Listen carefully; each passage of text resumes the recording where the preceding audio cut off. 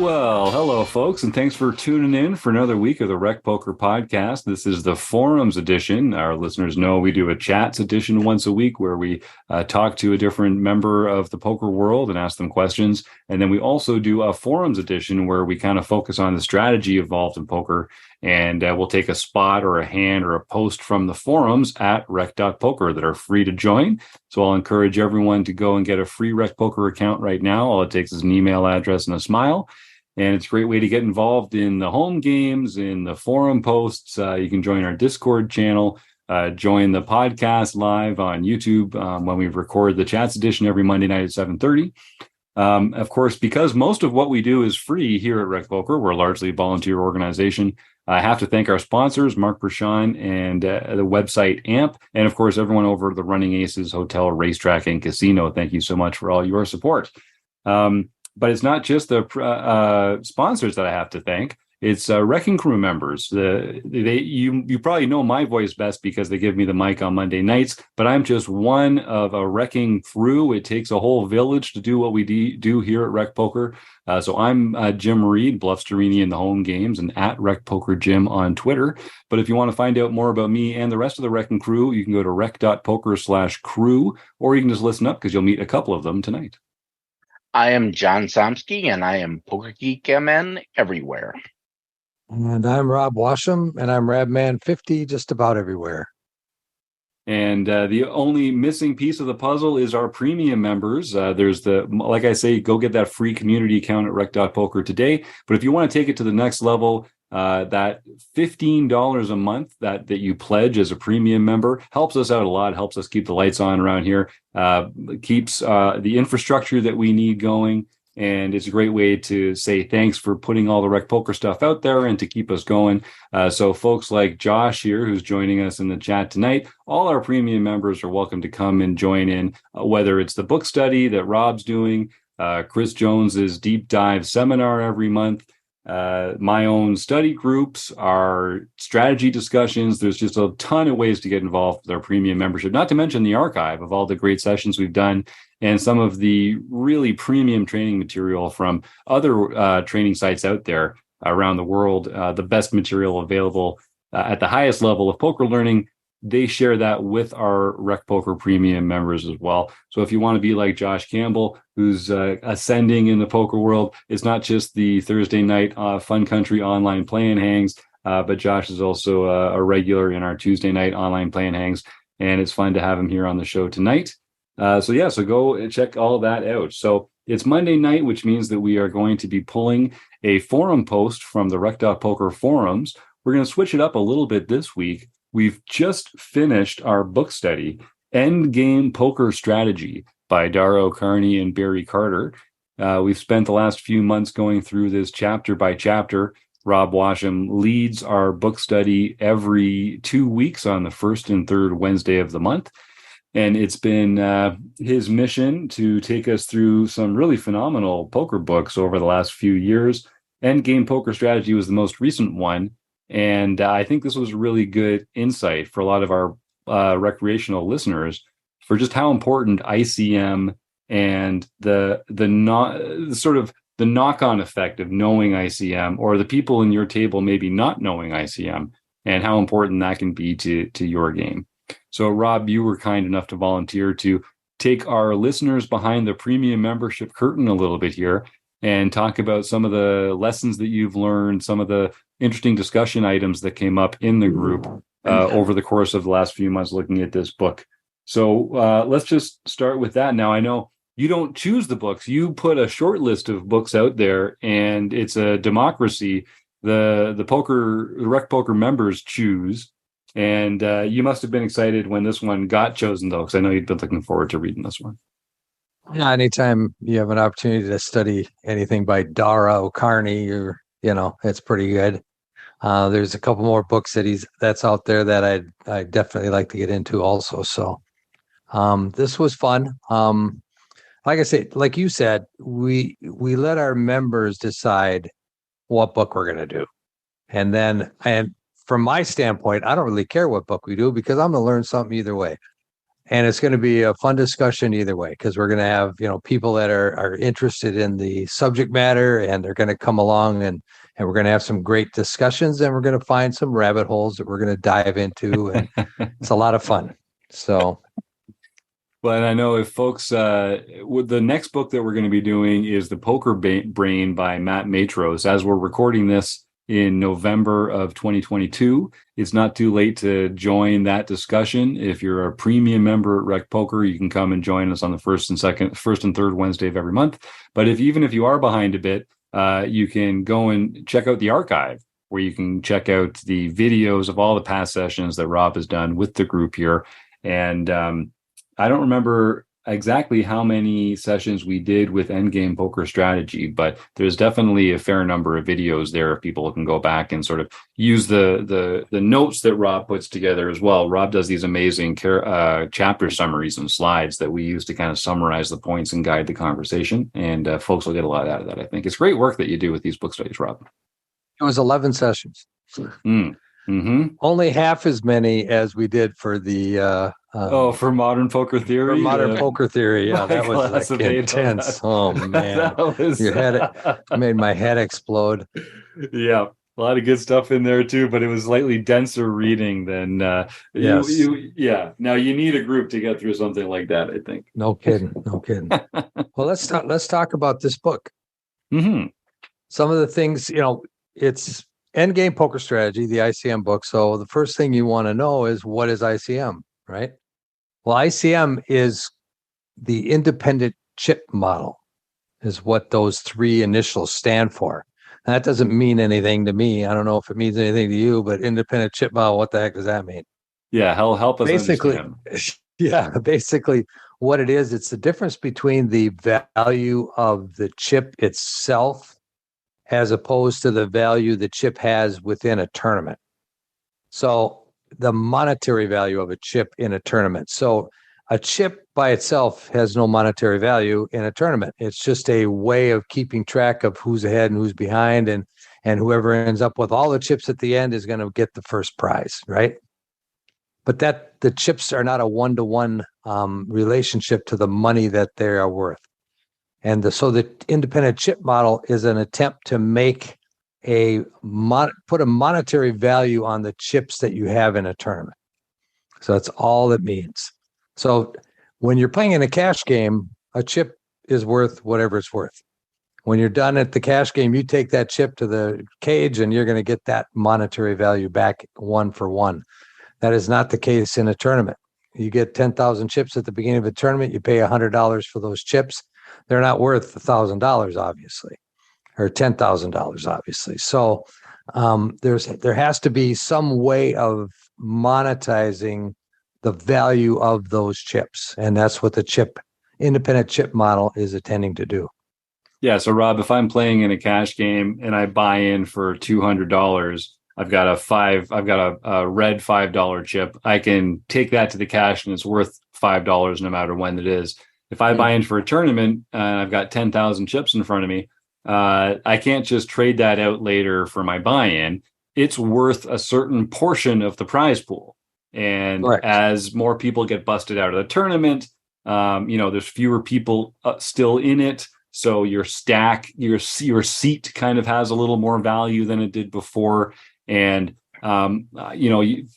you'll find that your very last chip actually has more value than all the chips above it in your stack, because it's the one that takes you out of the tournament. So in a way, sort of the extra chips that you keep gaining are even less valuable than sort of some of the last chips that you have remaining. So this ICM model is, as you say, is kind of just a way to decide how to value your stack and the chips within your stack.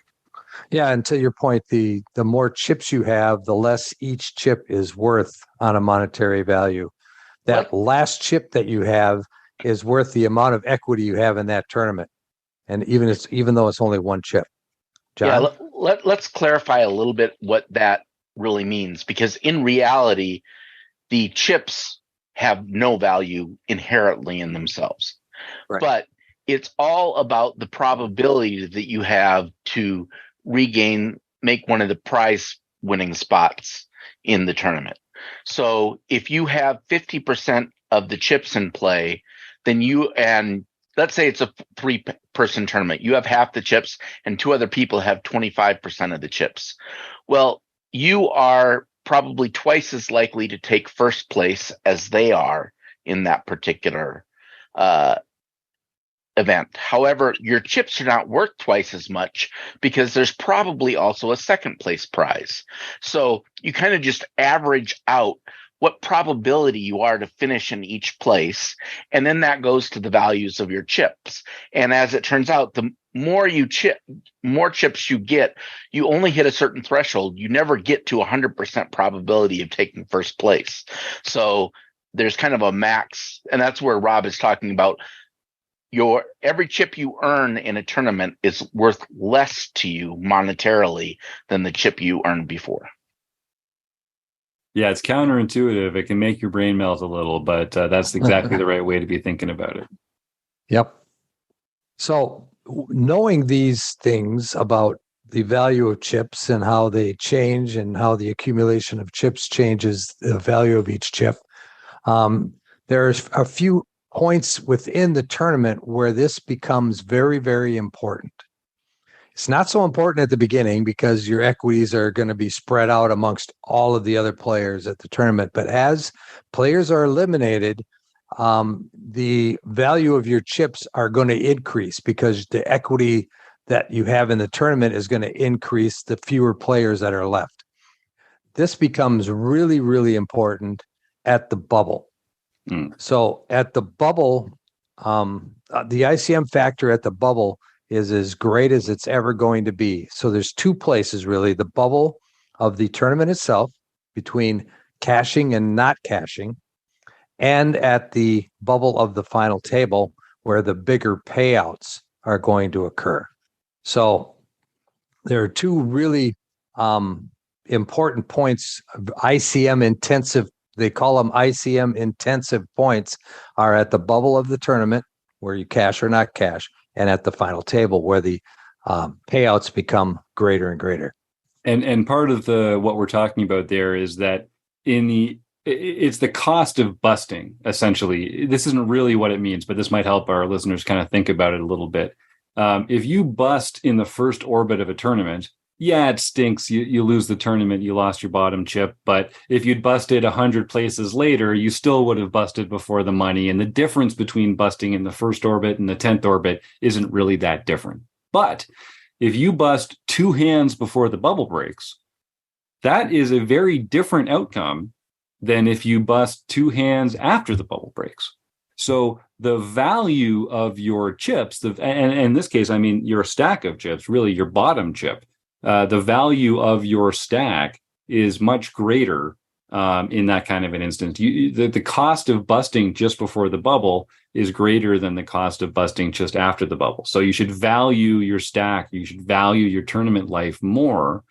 And what that means is that you should kind of play differently than when ICM is a strong factor than when ICM is not a strong factor. Is that a fair way of getting at it there, Rob? Oh yeah, definitely. What we're talking about is there are decisions that you're going to make that are chip EV decisions. And this is what you see in most of the training and most of the things that you do. You're looking at ranges. What's your equity versus this guy's range, this range? Those are all chip EV decisions. So when you got when you're in a tournament, and especially at the high leveraged ICM spots like the bubble, you have to think about not just a general chip EV, but what is the monetary EV of your decision?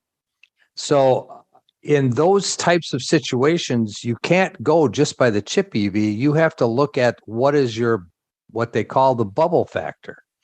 So in other words, if in a chip EV situation, you're a 55% favorite, you should call if you have a 55% equity.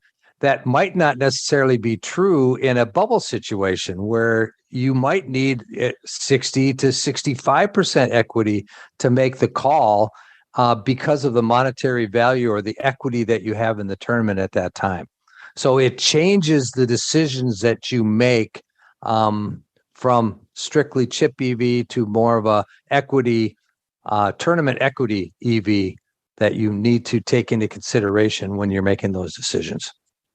So some of those adjustments that I think our listeners are going to be most familiar with, and this is kind of intuitively obvious as well, when the bubble's getting close, if there are people all in front of you, you probably should fold some of the hands that you might otherwise call with, because while you might be getting the right price to call under certain circumstances, if part of the risk of calling is that not only will you lose this hand, but you might bust out of the tournament, then you're going to play tighter than you would otherwise, and that's technically correct to do so. So calling a little tighter in spots like this is going to be one adjustment that people kind of intuitively make.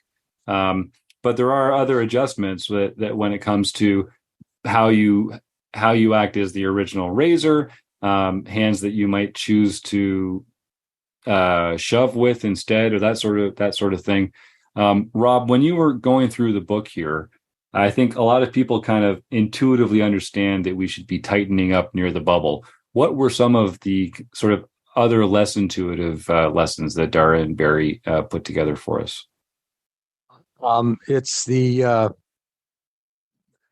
bubble factor is the key computation that you would use to determine. Now, this is something you would do off the table, but the bubble factor is what influences your calling equities. Now, one of the things that you need to take into consideration is that you can play very aggressive.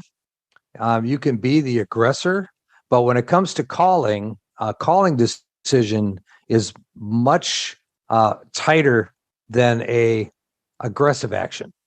So in other words, an aggressive action, you could miss the range that you should be making that action with by 5 or 6 pips and still be okay and lose very little equity. Whereas if you make a calling decision and are off by 1 pip, it can have a huge effect on the equity that you have in that tournament.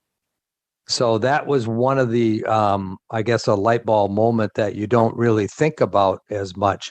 The calling mistakes are much greater effect on your equity than a betting or raising mistake.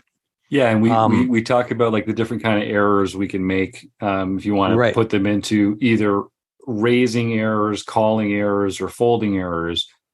You've said before, Rob, that overfolding doesn't cost you that much. Shoving a little lighter than you should doesn't cost you that much, because after all, you're going to get a lot of folds a lot of the time anyway. But the really expensive mistakes are calling incorrectly, calling too light. Correct. Because then you're actually going to realize your equity. You know, when you fold, you just get to move on to the next hand. When you shove, there's a chance that everyone else is going to fold. And when you're the one calling the shove, then there are no other outcomes. The only way to win the hand is by having the best hand. So that's the most expensive kind of mistake to make. So was the calling mistakes so large because you have no fold equity then? Was that why? It probably, I would think that would be one of the reasons. It's just the general, the charts that Dara and Barry put together were created using Hold'em Resources Calculator and whatnot. And they looked at the difference of your equity in the tournament based on calling with all of the different hands that you could call with. And so there was minus equity all the way around. And then the plus equities were the ones that you would consider calling with. Now, if you're off by 1 pip, the equity between that 1 pip and the pip in front of it was huge. I mean, it was a big gap in equity. Whereas when you were jamming, the change in equity between 1 pip to the next pip was minuscule. So that's where it's the amount of equity that you gain or lose in the tournament based on whether you're shoving or calling. And Rob, when you say 1 pip, you mean the difference between shoving with like ace 10 versus ace jack, or king Correct. jack versus ace jack, where the rank of the Right. cards are off by one. Correct. So the difference between shoving with ace 10 or shoving with ace jack is smaller than the difference between calling with ace 10 and calling with ace jack. Correct. Correct. So if, in other words, if your threshold was you should jam with ace jack and you decided to jam with ace 8, it's not that big a mistake. Whereas if your calling range was ace jack and you called with ace 10, you're making a much bigger mistake than that guy that jammed with ace 8. Mm-hmm. Mm-hmm. It just goes to show, and I think, John kind of got at it earlier here as well. That's a lot of poker hands end without going to showdown. So there's a lot of very few poker hands actually end up being resolved by showdown. And so that's the way to lose a tournament is by having to actually, compare your hand to the other person's hand at showdown, and only the better hand can win. If you can avoid that by folding or by shoving so other people fold, it's just not as likely that you're going to exit the tournament under those circumstances. Yeah, another thing that you have to consider is your stack size. Your bubble factor is actually the biggest if you're a medium stack, because you are putting yourself in a situation where you could become a short stack and be one of the next players out. So you need to look around, see where you are in relation to everybody else in the tournament. If you're a medium stack, then you have a much higher bubble factor. In other words, you need a lot more equity to get involved in a hand. If you're the short stack, you don't need as much equity to get ahead, because you're the one that's probably going to go out in the next, you're the next one that potentially would go out anyway. So you're not risking as much equity if you make a play. And again, if you're the big stack, the only time that you have an equity disadvantage if you're going against another big stack that could knock you down to be a short stack. So the big stacks and the short stacks really don't have as much bubble factor as that medium stack. So if you're a medium stack, you got to play a little bit tighter than the short stacks or the big stacks, which is something that you might not consider. And I know a lot of people don't consider in the tournaments that I play in. I see them playing just like chip EV all the way across the board, regardless of their stack size. Yeah, and I think people, if they use an example of a final table, let's say there's 9 players left and the bubble bursts after the 9th player. So the 9th player gets 0, the 8th player gets $10, and all the way up to first place getting $1,000 or something like that. So in this case, if you're the short stack 9-handed, it's kind of likely that you're going to be the next one to bust. If everyone, in the law of averages, if everyone just keeps trading cards around, eventually you have a better chance of busting than the medium strength or the medium stack players.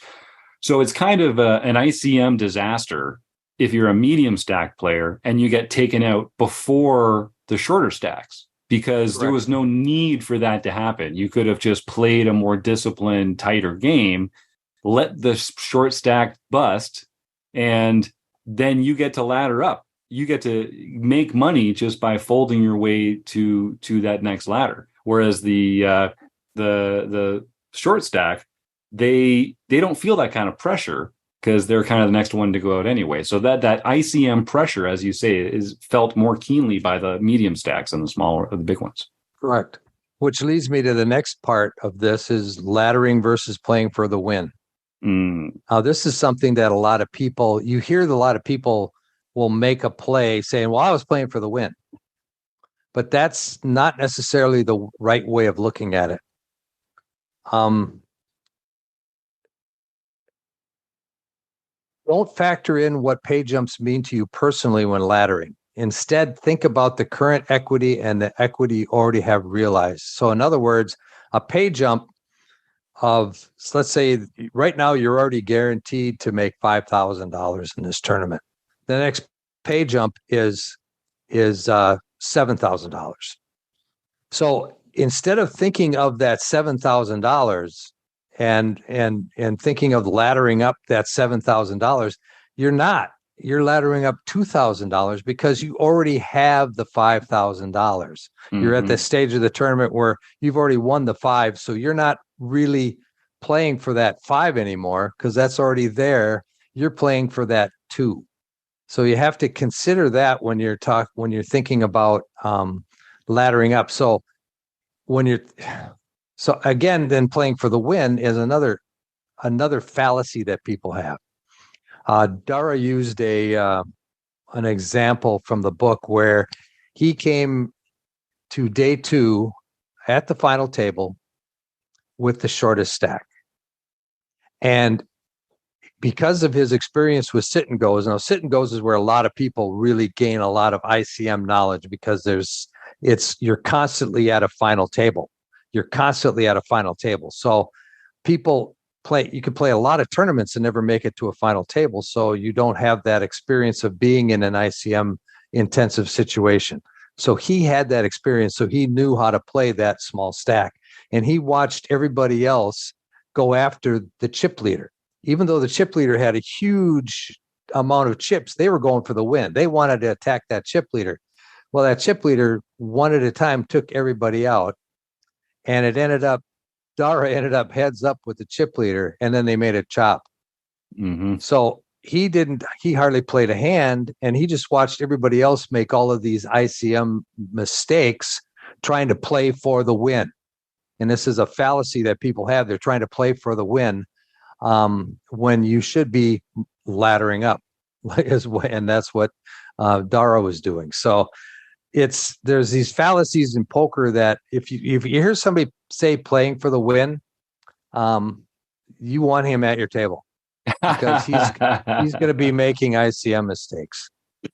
And Rob, kind of like you said at the very beginning of the show here, I mean, there are different times in the tournament where the ICM is more of a factor, where playing for the win is a bigger mistake. When ICM is less of a factor, say at the very early stages of the tournament, or interestingly, in some cases, just after the bubble breaks, playing for the win isn't necessarily the wrong thing to do under those circumstances because ICM pressure is less relevant. And this is one of the things that makes poker great, particularly tournament poker, is that every hand, there's so many different factors that you can be considering, often competing interests. And part of what makes someone really good at poker is not only knowing the hand ranks and the pot odds and, when you've got the right equity to continue, but also knowing, what part of the tournament am I in? Is this a time where I should be taking these chances to try and get a chip lead? Or are these times when I should just be cooling down, laddering up, trying to get to that next pay jump or to the bubble, and that can be hard for inexperienced players to sort of grasp intuitively as they play through the tournament structure. And I just want to make one clarification. When Rob says the right way to play, what he's talking about is the way to try to win the most money. If you play for the win, you will probably win more tournaments than someone who does not. You will also make less money than someone who is playing proper ICM strategy. Because you'll bubble more tournaments because you won't preserve your chip stack to that min cash, or because you won't ladder or because up, you won't have as many second and third places. You're going to have a lot more sixth or ninth places instead of that, and you won't have enough first places to offset it. So ICM is really tailored to optimize your pocketbook, not the number of trophies. So if you're playing for bracelets, then it doesn't matter. Yeah, if you got if you're Bill Klein and you got all the money in the world, you don't care. You can play anything you want and it doesn't matter. You're playing for the win. But if you're trying to increase your ROI, playing for the win is not the way to go. It's playing to ladder and make the most money that you can with the investment that you put into the tournament. Now, interestingly, it doesn't always mean knitting it up, though. We saw many examples where when ICM pressure was great, even if you're one of those players with the medium stack, you're still going to be making very aggressive actions, and you're still going to be choosing to shove in circumstances that you might not otherwise. Part of the reason why you're going to be doing this is because if other players at the table are ICM aware, they're going to sort of have to fold for the same reasons that we just talked about you having to fold when it getting close to the bubble, when ICM is a factor, because they want to preserve their stacks as well. So it's not quite as simple as just tightening up and folding your way to the money.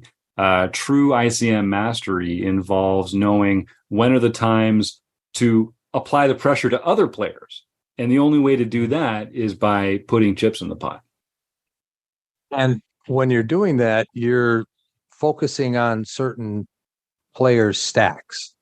So in other words, if you're a medium stack, you're not going to, and you've got the two chip leaders to your left, well, you're pretty much stymied. You're not going to be able to play a lot. You're not going to be able to get very aggressive because they have less ICM pressure than you do. Whereas if you're the short stack, you can do that. Now, if you're a medium stack and you have a very short stack to your left, now's the time you can put a lot of pressure on him because he is going to be risking his tournament life and you are not. So keeping in mind the types of players that you're going to be facing when you make an aggressive action is very important. Yeah, and let's take another example. If we look at that final table hand, let's say that we have a top 3 stack and we're in the small blind, and the player to our left in the big blind has a medium stack, so we have them covered. And let's say that there are 2 really short stacks still in the tournament. So the action folds around. The 2 short stacks are in late position. They fold as well. Now it's us in the small blind, and we just have this one player to the left who we cover. Now, just think about this for a second. If we go all in here, that player is going to be put to a very difficult decision, because if they just fold, then there's 2 short stacks that in a couple orbits, they're probably going to bust, and this player can just ladder up and make some money. But if they call, there's a chance that they're going to lose the tournament, even if they have a really good hand. Even if they have a really, really good hand, the way equities run pre-flop in No Limit Texas Hold'em is, even with pocket aces, they're going to go home 20% of the time. And with kings, it's a lot more than that. And with ace queen offsuit, it's a lot more than that. So they're going to have to fold some of these very, very strong hands, because if they don't, there's a chance that they're going to lose and go home, even if they had the best hand. So what does that mean for us as this player in the small blind that has a lot of chips? As you can kind of imagine, you can shove with a lot of hands. You can shove with a much wider range of hands than you might consider shoving with. Just open shoving pre-flop, because your opponent just has to fold a lot. If they know what ICM is, and if they're paying attention, if they're feeling that ICM pressure themselves. Part of the problem, I think, in the games that we play as recreational players, hopefully we're playing in games where we have a skill edge, where we understand the theory of poker better than the people that we're playing against. And you might have that player in the big blind who's just not very ICM aware, and they see a pretty good hand and they see your shove, and so they decide that they're going to call. Even though they're shooting themselves in the foot by doing it, that they can shoot you in the foot at the same time. And really, the only people that benefit are everyone else at the table who's just not involved in the hand. So it really comes down to knowing the players that are at the table with you, knowing who you can apply pressure to, and then just doing it in the smart way, where you're the one applying the pressure and not the one that has to sort of decide how to handle the pressure. That's right. It's very important to understand your opponent's knowledge level. So are they ICM aware? And this is something that we discuss quite a bit in our book study, because we see it a lot in the tournaments that we play, that people are playing the same way they played at the beginning of the tournament. That you see the same types of hands. You see people do something, and you look at it through the lens of what we've learned in this book, and you say, well, that is a huge mistake. And people just are not ICM aware. It's one of the last things that people learn. So we learned all these nice concepts, but then we know we can't necessarily put them all into play because we still have to take into consideration the knowledge level of the players that we're playing against. And are they ICM aware? So like you said, in that situation, yeah, if you know that the big blind is ICM aware, then you can shove any two, because he's going to have to fold 85% of his hands. That means 85% of the time he's folding. And those times that he doesn't fold, you're going to have at least 30% equity anyway, no matter what. So, it's like, yeah, you can, but if he's not ICM aware and he's going to call with any pocket pair, he's going to call with any two broadways, he's going to call with any ace, well, then you have to be a little more discerning about what hands you push with. Yeah, in fact, if you were sitting on my left in that spot, Rob, and I was in the small blind, I'd know that you were an ICM savvy player, and I would be shoving a lot of the whole things that I might find in the small blind. But even if you were sitting there and you said to me, Jim, I'm going to call, I'm just like, as it gets to me, if you say, Jim, I'm going to call any of your raises here, just that simple knowledge means that now I'm the one that's under a lot of ICM pressure. I'm actually going to fold there a ton, because even if I've got a really, really good hand, I don't want to risk, even if I've got ace queen and you've got pocket eights, like I don't want to take a coin flip that could really decimate my tournament stack here, when all I have to do is fold for a couple orbits or really just play the nuts. And let those small stacks bust out. It's all about letting those small stacks bust out and preserving your spot on the ladder. Yep. When we talked about small stacks, one of the things that people don't understand, you'll see it a lot in a tournament. Somebody will take a bad beat or just take a big stack and get decimated down to 2, 3, 4 big blinds. The next hand, they just go all in, because as far as they're concerned, it's over. That is a mistake. That is a mistake. Short stacks should not gamble, because they have more equity than they realize. That's one thing that ICM is teaches you, is that you have more equity in the tournament than you realize you have. So I see this all the time, where somebody gets down to that 10 big blinds because they took a big hit. They were sitting there at 50 big blinds. They got involved with another guy that 40 big blinds and lost. Now they're sitting there with 10. It doesn't matter what their two cards are the next hand. They just go all in, because as far as they're concerned, their tournament's over. Let's get it over with. Either I'm going to double up or go home. That's a mistake. So keep that in mind, because they have more equity than they realize that they do.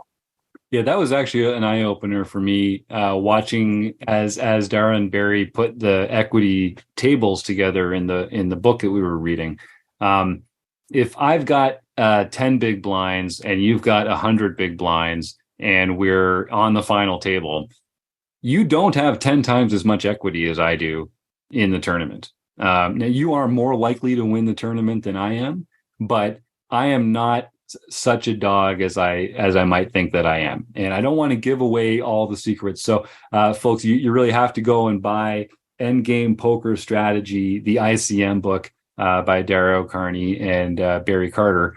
We'll just tease a couple more parts of it here, but being able to go through the book chapter by chapter, seeing the different tables and charts and graphs that they've put together, you can believe it when you hear Rob say it. But if you want to learn it yourself, you really have to kind of go and see the math, see how they've shown their work putting this stuff together. This isn't just opinion. This is theory, and it's mathematically grounded. So it's really, really, really, really insightful stuff. That one in particular helped me kind of appreciate, even as the short stack, how much equity I still have in this tournament. And, that cliche about having a chip in a chair, it's really true. It's really true. Just having the difference between having one chip and having 0 chips is the biggest difference in all the different chip stacks that we look at here. So, Rob, there's the one thing that I think people don't think about as often on that level is chopping. So you get into spots where you're at the end of the tournament. There's a few people left. You're trying to decide, if you don't want to play the whole thing out, how do we decide a fair way of divvying it up? And if you're, we talk all the time about recreational players just having less experience in some of these areas and how expensive that can be.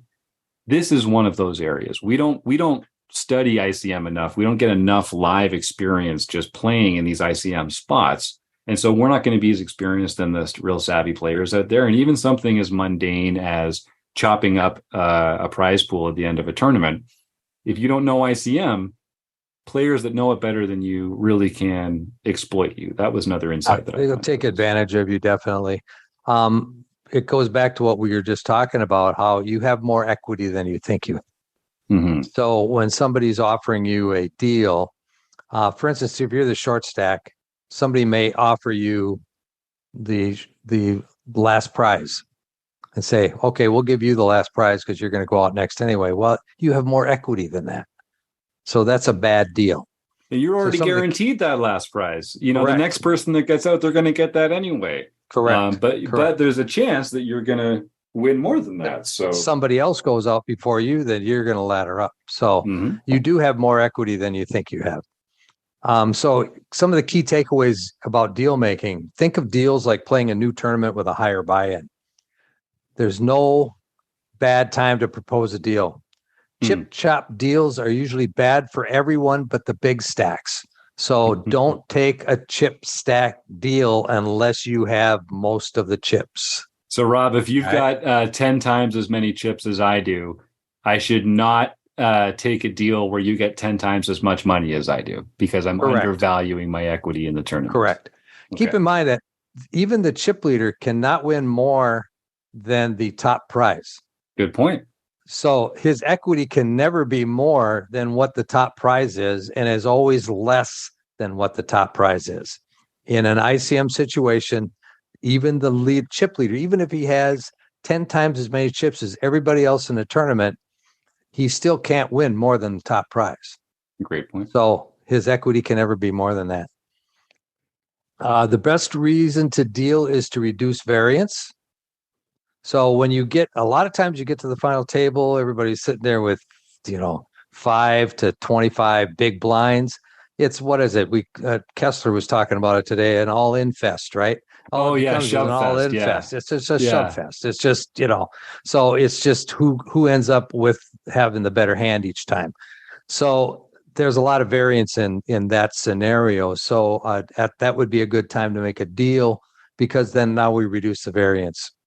Utility and time are perfectly good reasons to deal. So in other words, if you, let's say it's getting late in the night and you've got a big tournament scheduled the next morning or the next day, you want to get to bed. Okay, let's make a deal, because I don't want to sit here for the next 3 hours and play out for a difference of $5,000 or $10,000 when I've already got, $7,000 locked up. Social pressure is not a good reason. And I've seen this happen in the small card rooms that I've played in, where the social pressure to make a deal is so much that people make a bad deal just because they feel a lot of pressure and they don't want to be that guy, that guy that wouldn't deal. Now, if you're playing live, you try to find out what the money means to your opponents. So if the money doesn't mean anything to them, it's probably going to be pretty easy to make a chop or make some sort of a deal. If the money is meaningless to them, it's going to be easy to make a deal. So chip leaders should reject saver deals. Short stacks should take them. A saver deal is a deal where they're giving away more. A saver deal is where they're giving the bubble player money. So in other words, they're taking money off the top, off the chip, off the overall prize, the first place prize, and giving it to the bubble. And it's usually the amount of the buy-in, or maybe a buy-in and a half, that type of thing. And now, Rob, this is the player that would typically bubble and receive nothing. Correct. But the tables decided, or someone suggested that just to kind of move the game along or to make their life a little less painful. Let's just give them a buy-in and sort of soften the blow a little bit. It's called a saver deal. And what it's supposed to do, it's supposed to move the tournament along. Like you say, if you're sitting at a bubble, you can sit at a bubble forever because nobody wants to bubble. But if you know that you're going to get your money back, well, you can be a little looser, a little more, so they call it a saver deal. They're good for the short stacks, but not for the chip leaders. Because the money is coming off the chip leader stack potential prize. So the next thing, one of the other things that I've noticed, I've been in some tournaments where we make a deal to pay the bubble. And what it'll be is everybody at the table will say, okay, everybody is going to take $20 out of their pocket and pay the guy $20 when he bubbles, whoever that happens to be. And I've seen that happen too in some of the smaller rooms that I've played. And it's kind of, God, I don't really want to do this. But then there's that social pressure, you don't want to be that guy. Yeah, that's right. So sometimes you have to step away from the table because they don't want to see cash at the table, depending on the card room that you're playing and that kind of thing. Grand Casino Mille Lacs, they didn't care. Yeah. You just hand them the $20 bill across the table. The thing that always bugged me about that concept is it just changes the bubble. It just changes the bubble from being the 11th guy to being the 12th guy. So then the one who goes home with nothing is the one who busted one before the bubbler. Right. And it doesn't actually change anything. We could just pay everyone back their buy-in. We don't have to get together and play poker at all. Nobody ever wants to bubble, for God's sake. That, as you can tell, that I get a little animated thinking about that one because there is an element of softening the blow, and there is an element of kind of like moving the game along, and I get all that. But if you let's say the top 12 players got paid, if you were 14th, you think that if you bust in 14, it's the same as busting in 13 because you're not going to get paid. So you take a risk and you bust in 14. Now, all of a sudden, everyone who's left is saying, oh, let's just pay the 13th guy the bubble and let's soften their blow. Well, who's softening my blow? Well, I would have played that differently if I'd known that the real bubble was at 13 and not at 12. You shouldn't have. Because you didn't know that at the time. Right. Yeah. Yeah, that's my issue with the saver. Yeah, like I say, in very small tournaments, you will see the saver deal quite a bit. But as the tournaments get bigger buy-in tournaments, more player type tournaments, you're not going to see the saver deal very often. Mm-hmm. So I have never seen a saver deal in a big buy-in event, anything over, $250, $300 type event. I've never seen a saver deal. Whereas the little 150 weekend event, you see saver deals all the time. Yeah, I think part of it is if you have like less than 2 tables that cash, then it's easier, or if it's a one table cash. Whereas if you've got 12 tables that cash, you can't even coordinate a saver deal. Good point. No, you can't do a saver deal. That's why, the saver deals are usually in a tournament where 5 people are getting paid. You're sitting there at the final table with 9 and a couple people get knocked out. Now you're sitting at 6 and you're going, okay, we could sit here forever at 6. Let's pay the bubble. Let's pay that 6th player, and it'll make everybody looser and move the tournament along. Yeah. And of course, if you're... No, let's take it, John. Well, I was just going to say share a personal story here. The best deal I ever made. I was on an ante-up cruise. We were playing at the final table. There were 3 of us left, and I had a little over half the chips in play. Excellent. And as soon as we got to 3, they just decided, why don't we just give you first place, and then we'll chop second and third. And it was like, I kind of wanted to play it out, but how do you not take that? How do you not take first place money? Yeah, You're getting more equity than your chips were worth. Yes. I had a similar story. I was playing a little 3-table tournament, and we got down to 9 players, and somebody said, well, let's chop it. And everybody said, sure, except for me. I said, no, I'm not chopping at 9. I mean, it's only paying 5. I'm not chopping at 9. And so we kept playing. And I took out the bubble. They kept trying to chop, and I kept saying, no, no, no. And I finally took out the bubble, and we're down to the last 5 players. And they said, let's chop it. I said, okay. And I didn't have that many more chips than everybody else. I mean, I was the chip leader, but not by that much. And I said, okay, I'll take first place. You guys chop up the rest. And they said, okay. Right. Yep. Okay, I'm fine with that. Yep. But I was the one that would not make a chop at any time during the tournament. So they knew that unless they did this deal, I wasn't going to chop. So they were very incentivized to chop with me and give me first place money. There you go. So there's like an image play element to that as well. There's never a bad time to introduce the idea of chopping a pot, but being the one who doesn't want to chop, it has some pros and cons. There is sort of that social element of it as well. People can kind of resent that you don't want to chop, and now you're the one that's making them continue to play poker, which you'd think they'd enjoy given the circumstances. No, they wanted to play blackjack. Yeah. But that's a good point. And people, I've heard stories of some people even getting paid more than first place money just because they had such a preponderance of the chips that were in play at the time that people make silly decisions. And at the top of the show, we talked about sort of some of the more intuitive elements of ICM pressure and how it kind of means tightening up in various spots. But I think you can see from the way we've teased it out, understanding ICM can be very valuable in all different elements of your poker tournament play, even down to the mundane details of chopping at the end, for sure. And chopping at the end, it's never a bad idea to do an ICM chop. Mm-hmm. If the room offers you an ICM chop, it's not a bad deal because you're going to get your exact equity that you have coming in the tournament at that moment in time. Mm-hmm.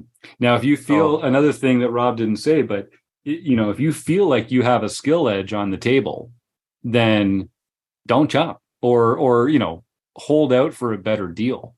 If you feel like you've got the chip lead, but you've just kind of gotten lucky and a lot of the other players there are better than you, then you might be incentivized to take a little less money than you might be due otherwise, just in order to kind of seal this baby up and get out of there with a win. That's not uncommon either. And keep in mind what Dara said is that most players really have more than a 5% edge on everybody else. Mm-hmm. So if that's your take, you're going to go in saying, hey, I'm a better player than. First of all, it's very difficult to say that at a table, to say I deserve 5% more because that's true. I'm a much better player than you, because nobody thinks that they're that bad. Right. Especially not when it's going to take money out of their pocket, right? Exactly. That's a really good point. That's a really good point. All right. Well, like I said, folks, we could go on for another hour, but you really should go check out Endgame Poker Strategy, the ICM book. It's available at Amazon. If you go to rec.poker/doke, that's DOKE. That's Dara O'Kearney's Wrecking Crew page. You can find a link to it there as well, along with the other books that he's worked on with Barry, like the Satellite one and the PKO one, whose names escape me at the moment because I'm a terrible PKO Poker Strategy and Satellite Poker Strategy. There you go. So they're very consistent. They are. He's got the suite of books all set up there. Rob, John, Josh, is there anything that we really must add to this conversation before we close out today's show? Feels like a pretty good. Join Rob in the books clubs, and you'll get even more of this great stuff. Yeah, and Rob's too modest to say it himself, but honestly, the work that he does in between the sessions, putting these slides together, going through the chapters, sort of curating the content for you so that you get the kind of nice bite-sized pieces that are going to be the most applicable to your game, is really valuable stuff. And being able to review it every 2 weeks as you're reading it with a group of like-minded recreational poker players is just a great way to really get a lot more out of the material than you would otherwise. I know it does for me, so I really appreciate that. All right, well then I guess to all our premium members out there, thanks for all your support, folks like Josh Campbell and a million other people that make the magic happen here at Rec Poker. Of course, I have to thank Josh for joining us tonight with John and Rob. The Running Aces Hotel, Racetrack, and Casino, our sponsors, and Mark Rashawn over at Website Amp, and you, the listeners, who we couldn't do it without. So thank you so much, and we will see you next time.